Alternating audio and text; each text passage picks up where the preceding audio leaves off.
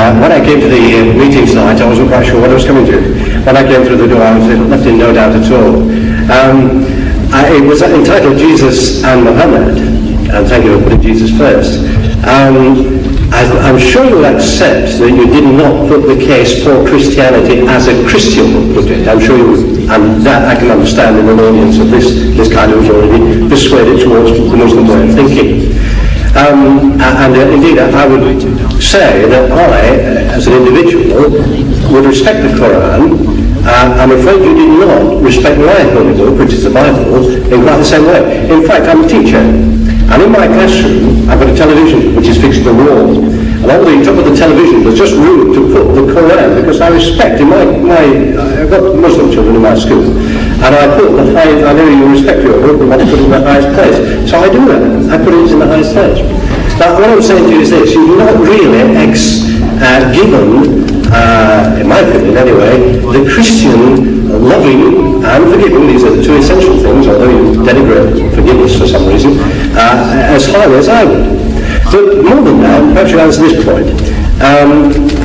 Muhammad, you talked a lot about Jesus, you talked a lot about our holy book. We're not talking much about Muhammad, or indeed the Quran too much, that's the missionary aspect of it.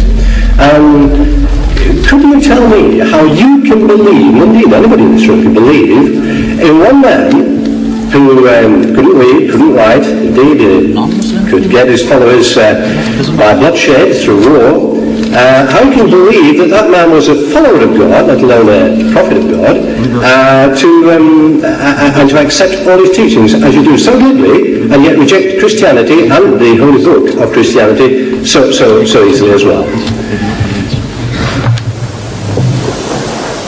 You see, you have thrown in so many things in this little contribution of yours, that how can we believe in a man who was illiterate and who by bloodshed, who had spread his faith, converted the people.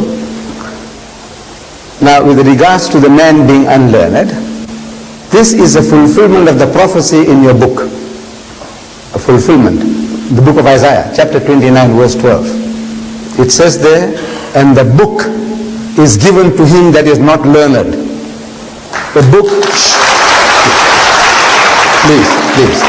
The book is given to him that is not learned, saying read.